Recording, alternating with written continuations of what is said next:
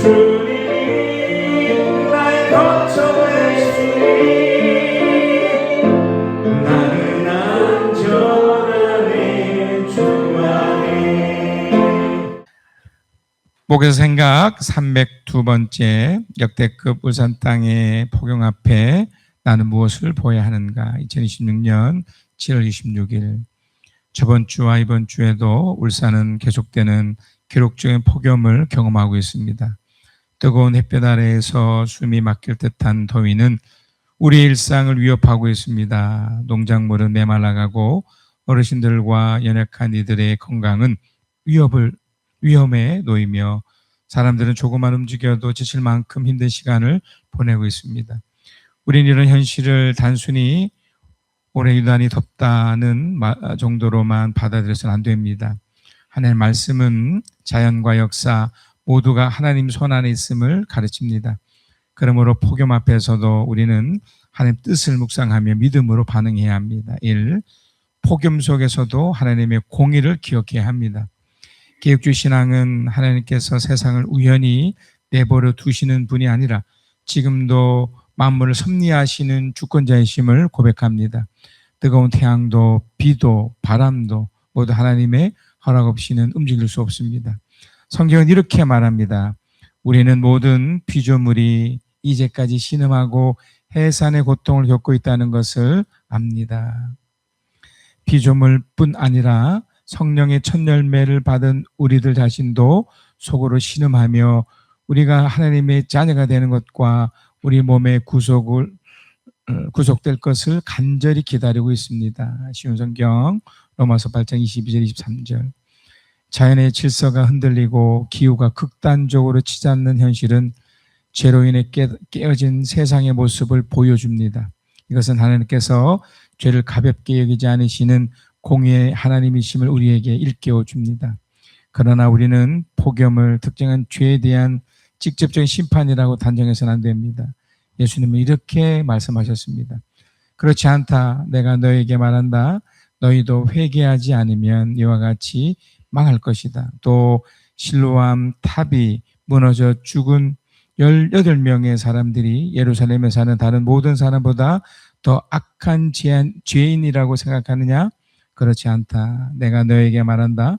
너희도 회개하지 않으면 이와 같이 망할 것이다. 쉬운 성경 누가복음 13장 3절에서 5절.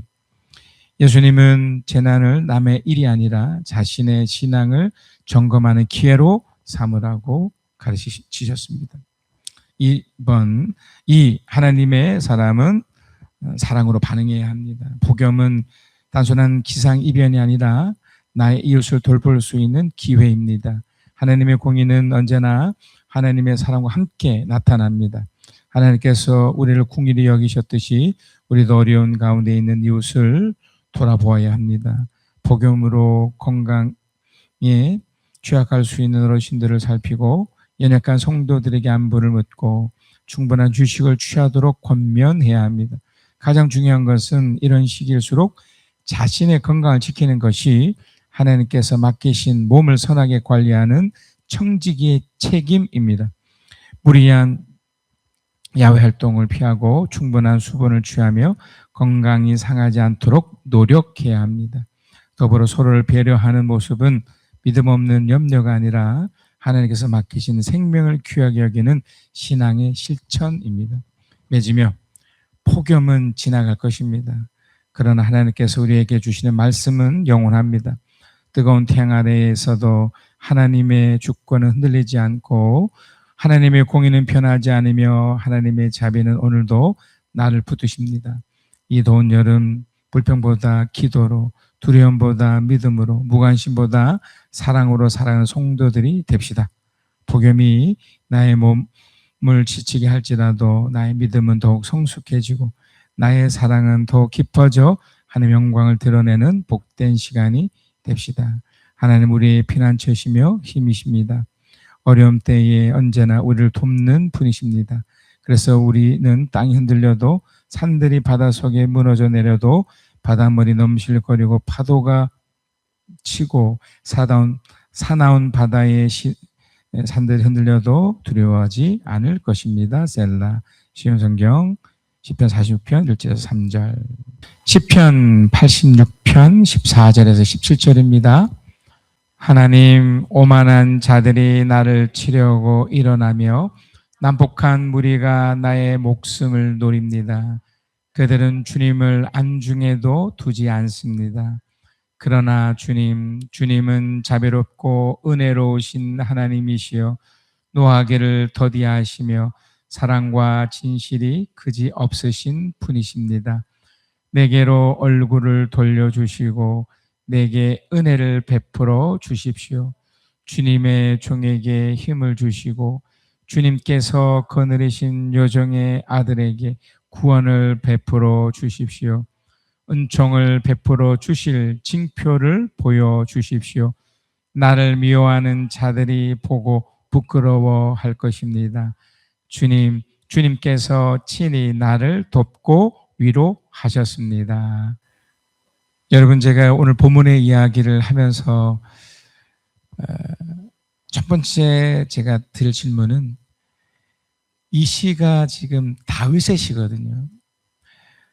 시편이 총 5권으로 이렇게 편집이 되어 있는데요. 그 중에 이제 3권째 지금 진행 중에 있는데, 그 3권에는 다윗의 시가 거의 없습니다. 근데 유독 시편 86편이 여기에 이렇게 있어요.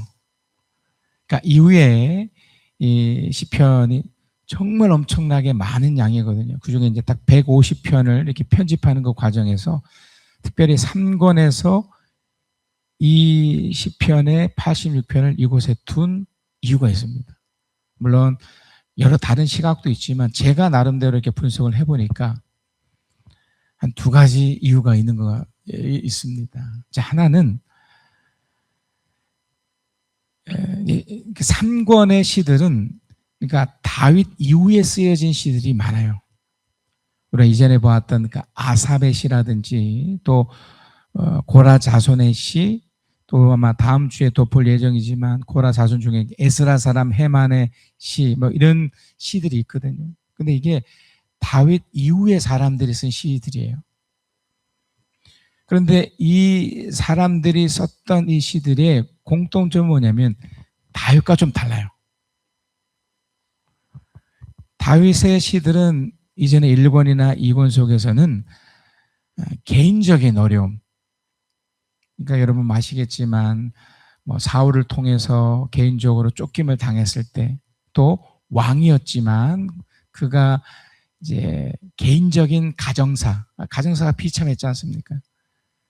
이제 아내도 많았고 그 과정에서 이제 그 자녀들 간에 안타까운 일들도 벌어지고, 또 그 압살롬이 반역도 하고, 그러니까 참 뭐 막장 드라마에 나올 법한 그런 일들이 다윗 삶 속에 있었거든요. 그런 것들이 시로 이렇게 엮어냈어요.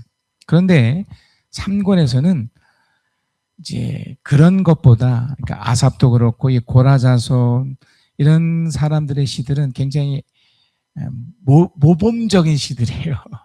어려움 중에 신앙을 가져서 이렇게 잘 해결되는, 그러니까 다윗 시와 조금 좀 다른 차원의 시들이죠. 그런데 왜 그런 와중에 다윗의 시가 중간에 툭 그렇게 들어가 있을까 하거든요. 자, 그 이유는, 그 첫 번째 이유는 하나님의 중요한 그 어떤 속성. 그러니까 하나님은 약속의 하나님이거든요. 그러니까 이걸 이제 성경적인 언어로 언약이라고 그러는데, 이제 말씀의 약속이라고 하는데, 그것을 이룬 대표적인 사람이 다윗이었기 때문에 그래요. 그러니까 3권에 등장하는 다윗 이후에 많은 사람들이 설사 썼다 하더라도 그것이 개인적인 시를 넘어서 어떤 공동체적이고 굉장히 상식적이고 일반적인 내용의 시를 할지라도 거기엔 무엇이 담겨 있냐면 결국 하나님의 약속이 그 속에 다 포함되어 있다는 거예요. 그걸 대표하는 사람이 누구냐면 바로 다윗이거든요. 그러니까 이제 다음 주에도 고라 자손 중에 에스라 사람 헤만의 시를 우리가 한번 볼 건데요. 거기도 좀 다른 차원의 시긴 하지만 결국 하나님의 약속이 어떻다는 걸 말해줘요. 결국 다윗의 시가 이 3권 중에 딱 등장한 이유는 이유 때문이에요. 다윗이 어떻게 보면 하나님의 약속을 대표하는 사람이거든요. 그러니까 그 사람이 모델인 거죠. 이 약속 때문에 결국 다윗의 후손 중에 예수 그리스도가 오셨고요. 또 그 예수 그리스도 이후에 그를 믿는 우리 같은 대부분의 사람들이 결국 이 약속 때문에 하나님의 구원을 얻게 된 것인 거죠. 그래서 어떻게 보면 다윗의 이 언약에 관련된 이 내용은 굉장히 중요한 내용이에요. 그냥 툭 다윗의 신의 그 차원의 것이 아니라 이제 앞으로 계속 말씀드릴 내용이지만 하나님의 약속, 그러니까 이 언약이 어떻게 만들어졌고 결국 이것이 어떻게 성취되는가를 보게 되는 거죠. 자, 그것은 우리들에게 어떤 영향을 주게 되냐면 여러분이 이런 폭염이나 이런 어려운 환경 속에서도 이 약속을 믿고 있으면, 그러니까 하나님이 내가 이렇게 하겠다, 다윗을 통해 가장 먼저 보여주었다 말씀드렸지 않습니까? 그걸 내 삶과 속에도 똑같이 그 약속으로 받아 그걸 믿으면 다윗처럼 이후에도 한 번 더 보겠지만 어떤 결과가 나타난 것처럼 우리들에게도 이렇게 일어난다는 걸 보여주는 거예요. 그러니까 굉장히 모델적인 시죠. 그리고 두 번째는 왜 다윗의 시가 이렇게 딱 등장했느냐면 하나님의 언약과 더불어 아주 중요한 하나님의 속성을 드러내기 때문에 그래요. 뭡니까? 하나님의 공입니다. 제가 이제 하나님의 말씀을 이렇게 연구를 하면서 정말 다양하고 많은 분야가 있지만 가장 먼저 제가 깨달았던 성경의 그 원리는 첫 번째는 안식이었습니다. 그리고 두 번째가 바로 이 공의예요. 지금 다윗도 바로 이걸 발견한 겁니다. 그러니까 약속이라는 것 때문에 그가 하나님을 붙잡았지만 그 약속은 바로 하나님의 공의라는 것에서 찾았다는 거예요. 자, 그럼 한번 본격적으로 그 내용을 한번 보겠습니다. 시편 86편 1절에서 7절이에요. 주님, 나에게 귀를 기울이시고 응답하여 주십시오. 그러니까 다윗의 시입니다. 다른 이제 3권에 등장하는 또 다른 일반적인 사람의 시가 아니라 다윗의 시예요. 그러니까 이 사람이 이전에 1권, 2권에서 썼던 그 수많은 시편 내용 속에 등장했던 그 삶의 정황들 속에 우리는 알고 있죠. 그가 얼마나 엄청난 것을 겪고 있었는지 아는 거죠. 근데 그가 비겁하게 하나님을 포기하거나 도망가거나 피하지 않고 하나님을 붙잡으면서 지금 서 있는 거예요. 그게 바로 공의라는, 하나님의 공의라는 것 속에서 이걸 찾고 있는 거예요. 그래서 귀를 기울이시고 응답해 주십시오 나가는 거예요. 그러면서 그가 하나님의 공의 속에 첫 번째로 가장 중요한 원리인 자신을 인식을 해요. 아, 내가 누구며 어떻게 살아서 어떻게 되는가. 이것이 하나님의 공의적 입장에서 딱 발견하는 거죠. 그러니까 여러분이나 저나 하나님의 공의된 입장에서 그걸 발견하지 못하면 이제 오후 상공부 중에 오늘 그 자유케 되는 삶 속에서 그 정체성이라는 걸 우리가 또 공부를 할 텐데 거기서 한 번 더 언급을 하겠지만 하나님이 아닌 것에서 나를 찾게 되면 어떤 오류를 범하게 되냐면 세상에서 일반적으로 얻게 되는 어떤 성공, 또 다른 거, 세상의 기준에 맞춘, 그러니까 늘 이 마음은 경쟁심과 또 다른 비교를 통해서 얻어지는 그런 우울함 또는 그 교만함, 오만함 속에서 살아가게 돼요. 비참한 거죠. 그것에서 다윗은 나온 거예요. 우리도 마찬가지죠. 그래서 그가 나는 가난하고 궁핍한 사람입니다 라고 표현했던 거예요.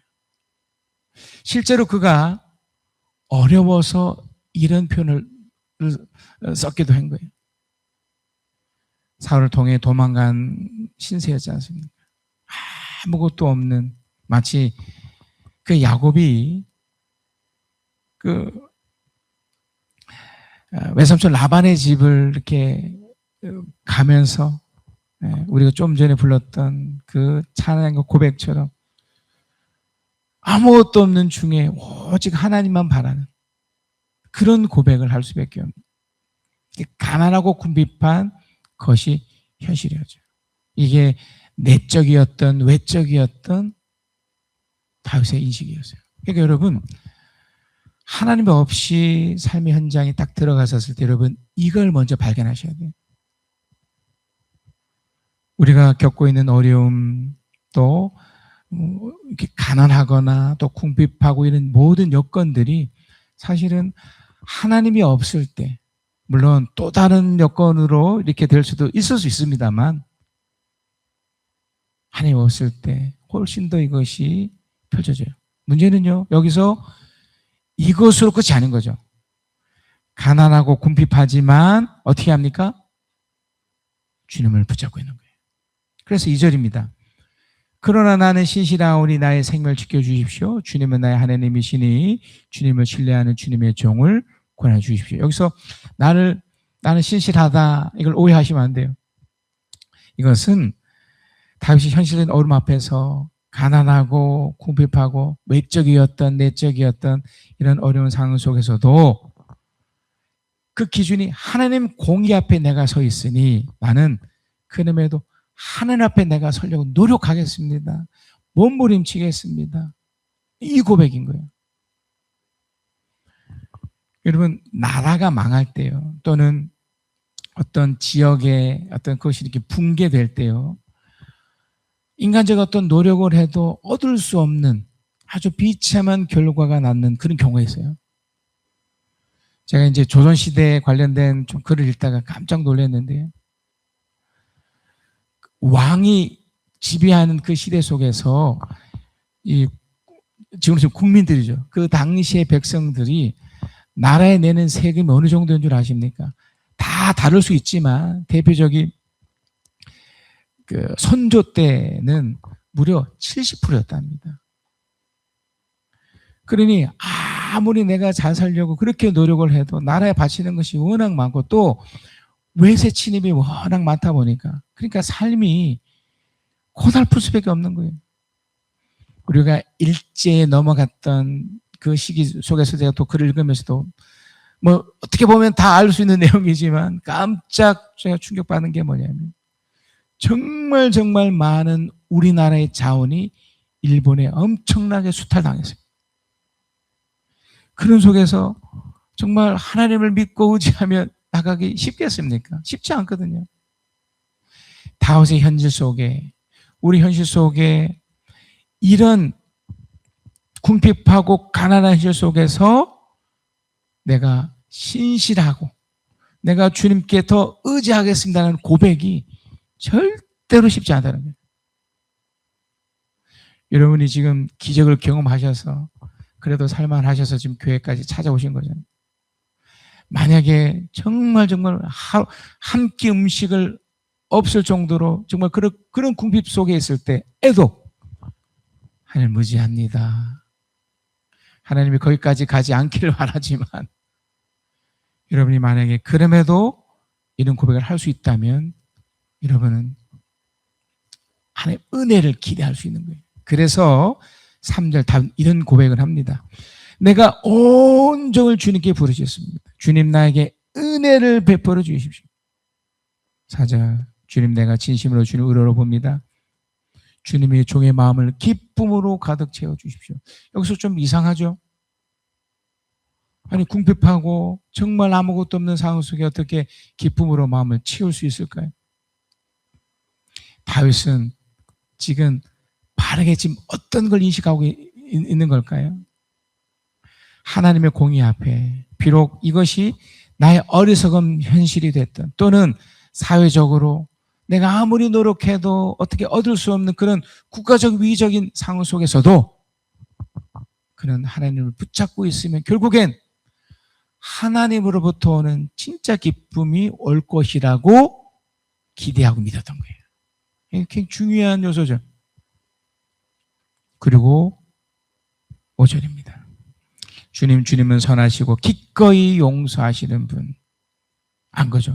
주님의 공의 앞에 내가 바로 서기만 하면 회피하고 도망가고 비겁하게 저주 퍼붓고 그냥 망하라고 하지 않고 오히려 이런 끔찍한 상황에서도 하나님을 붙잡으려고 했던 이 사람, 하나님은 반드시 용서해 주실 것이다. 누구든지 주님께 부르짖는 사람에게는 한없이 베푸신 분이십니다. 그러니까 이게 하나님을 인식하는 거예요. 공의 하나님을 인식하는 거예요. 그러니까 여러분이나 저나 바로 여기까지 가셔야 되는 거예요.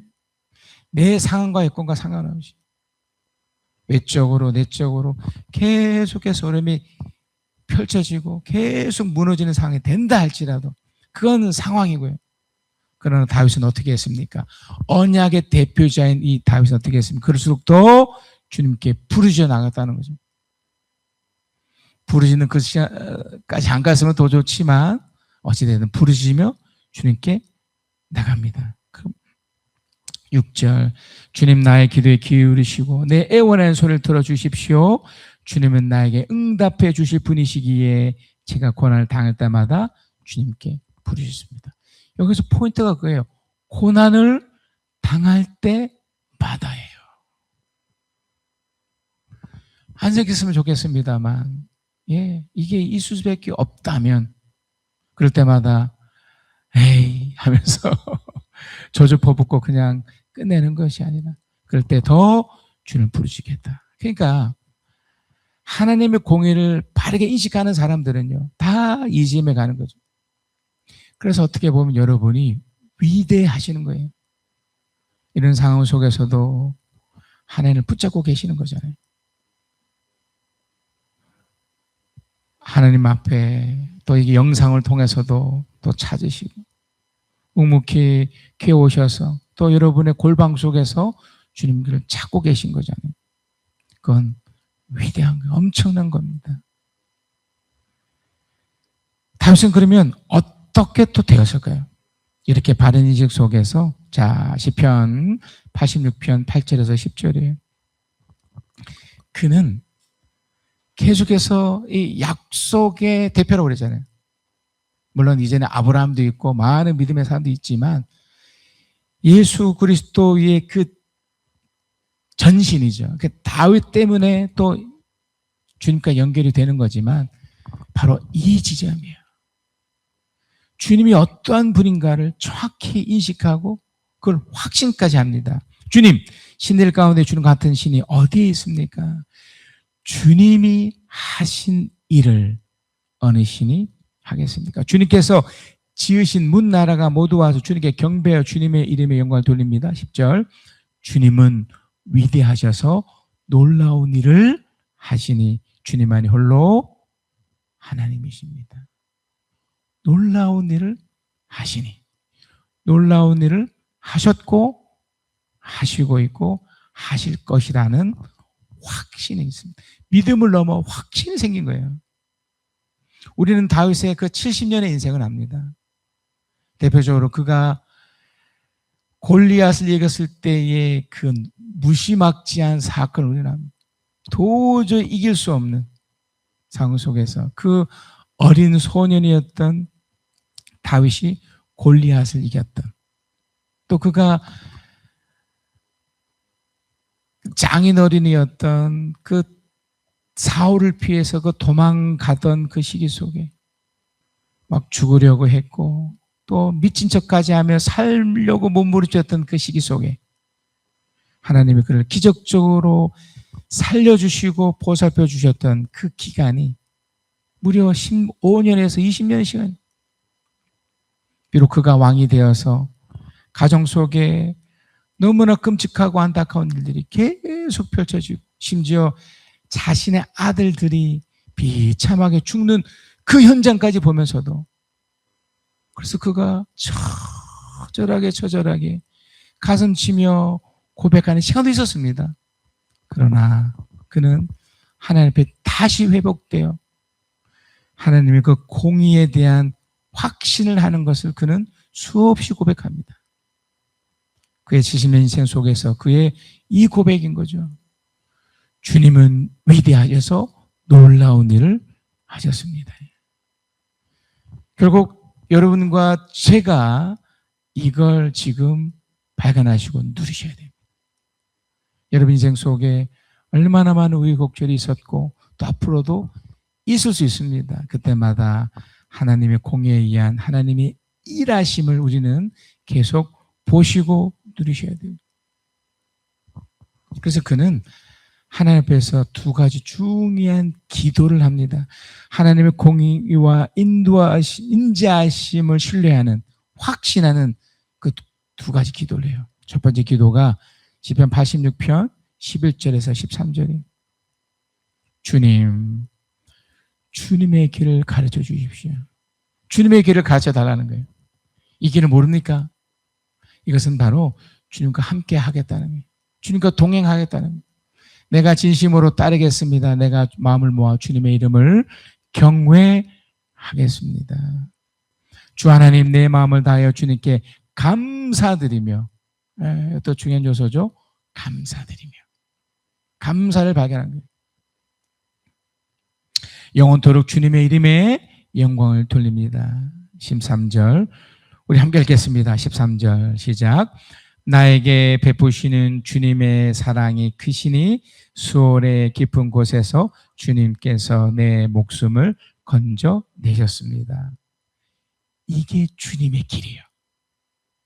수월의 깊은 곳에서 주님께서 내 목숨을 건지셨던 길, 바로 십자가의 길이죠.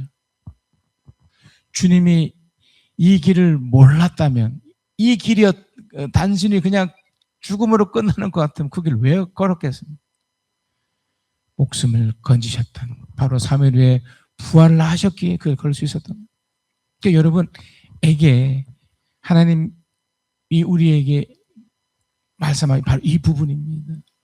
이 기도인 거예요. 주님의 길 걷게 하여 주시옵소서.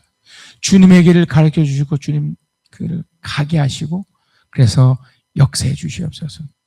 주님의 길이 뭡니까?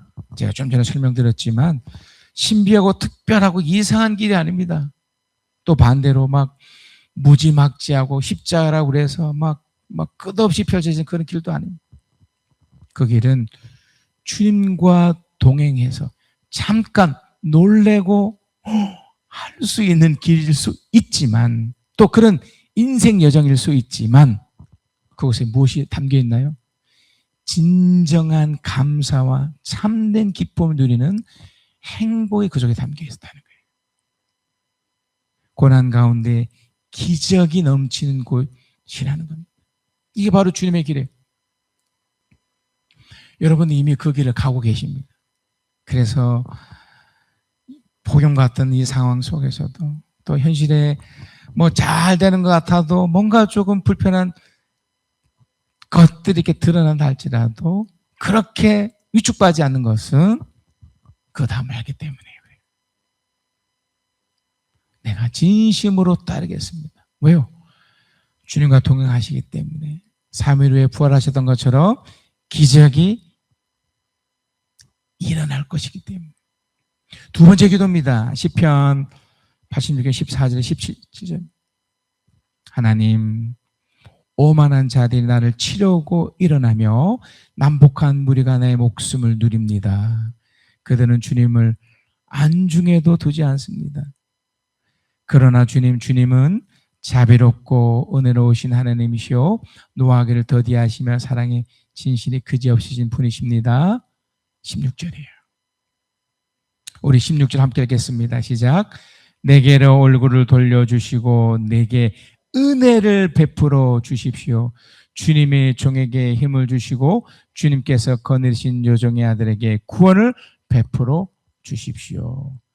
은혜를 베풀어 달라는 기도예요. 우리가 은혜가 없습니까? 우리는 은혜를 또 모르겠습니까? 은혜가 날마다 필요한 거예요. 순간순간 필요한 거예요. 십자가의 삶이 펼쳐질 때 우리가 3일 후에 부활의 기적을 기대하지만 그 3일간 못 견딥니다. 고통도 있으니까요. 어려움이 있으니까요. 그러나 그 속에서 주님이 은혜를 부어주신다는 거예요. 하나님의 공의는 반드시 펼쳐지고 일어납니다. 지금 다윗이 이런 고백을 하잖아요. 오만한 자들. 혹시 본인도 오만할 수 있거든요. 다윗도 한때 그래서 가정이 무너졌을 때, 말이 깨졌을 때, 특별히 압살롬에 의해서 도망가는 시대가 되었을 때 그는 고백하죠. 혹시 이것이 나 때문에 펼쳐진 것이 아닌가. 그리고 압살롬이 안타깝게 죽음을 맞았을 때 주 앞에 서면서 압살을 위해서 처절하게 눈물 짓는 모습이 나오거든요. 공의 하나님을 발견하고 본 거예요. 그러나 그것뿐만 아니라 그 속에서도 은혜를 베풀어 줍니다. 하나님으로부터 받는 은혜, 그 자비로움을 통해 은혜를 또한 구하는 다윗을 봅니다. 그래서 그는 주님이 자비롭고 은혜롭고 노하기를 더디하시는 분이시기 때문에 그걸 하나님 나에게만큼은 펼치지 마시고 그 공의의 두 번째인 내가 주님을 붙잡고 3일 후에 또 부활을 기억하기에 하나님 나만큼 은혜를 베푸셔서 그런 일이 생기지 않고 오히려 하나님 심판 속에 천국과 지옥이 있듯이 하나님께서 펼쳐가 주십시오. 그래서 바로 17절이 있는 거예요. 17절. 은총을 베풀어 주실 징표를 보여주십시오. 은총을 주시는데 징표를 보여주시옵소서. 우리는 연약하기 때문에 이게 중요합니다. 믿음의 표징들이 있어야 돼요. 여러분의 삶의 현장에서 드러나는 모든 것들이 사실 징표입니다. 대표적인 것이 바로 그거죠. 나를 미워하는 자들이 보고 부끄러워할 것입니다. 주님께 친히 나를 돕고 위로하십니다. 주님이 돕고 주님이 위로하신 내가 무엇을 통해 볼 수 있습니까?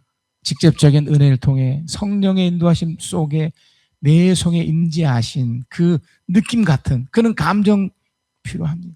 그러나 더불어 삶의 현장 속에 그렇게 힘들고 어려운 것들이 해결되고 풀어지고 또 인간적인 관계 속에서 정말 악하게 했던 사람들, 물론 내가 악하다면 공의 하나님이 나를 바꿔놓으시겠지. 또 나는 그만큼에도 대가를 받는 거죠. 십자가에서 못 박혀 죽으신 주님처럼.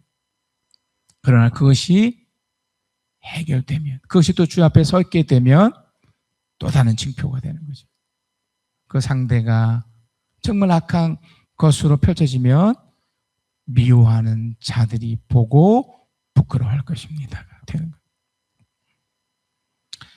하나님의 공의 관점에서 오만하고 난폭한 자들이 결국 어쩔 수 없는 하나님의 그 심판 속에서 하나님의 일하심을 보게 된다는 거예요. 하나님의 직접적인 은혜 더불어 그런 외적인 것으로 드러난다는 겁니다. 여러분, 결국 다윗은 그 약속의 대표자로서 우리들에게 시편 3권 속에 이 시편을 우리에게 딱 보여주면서 우리들에게 동일한 이야기를 하고 있는 겁니다. 자, 우리 결단을 해보겠습니다, 여러분. 나는 흔들리는 상황 속에서도 나를 붙드시는 하나님을 신뢰하며 하나님의 공의와 인자하심을 바라보고 주님의 길을 묵묵히 걸어가겠습니다.